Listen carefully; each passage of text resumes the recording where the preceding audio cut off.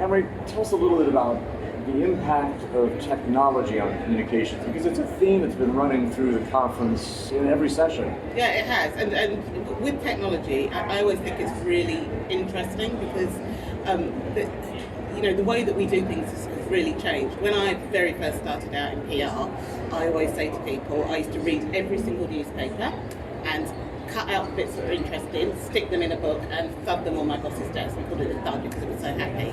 Now, 3 times a day, I will get a feed from Hong Kong Open, UK Open, US Open. That's pretty much all done by AI, so not read by humans, and it presents me with a really good summary of what's going on in the world. And that's just one example of how we're using AI and technology to make lives easier for communicators. And do you have a sense of where all this is going? I mean, what's the future hold for us in communications? Okay, well, I guess if I knew what the future held, I would be kind of selling the IP and sat on my yacht in the Bahamas.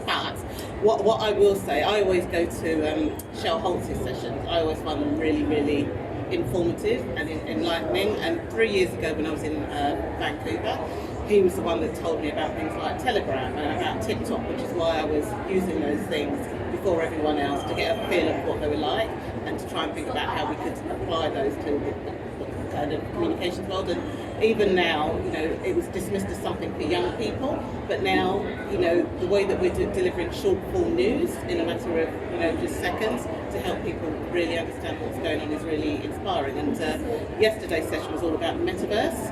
I was thinking secretly that I don't really get what this metaverse is and just nodding my head whenever it was mentioned, but Shell, he kind of puts it into context and says, actually, well, no one really understands what it is, but what we do need to do is prepare ourselves by learning, by experimenting, so that actually when it does become a bit clearer what these things are, we're ready to respond.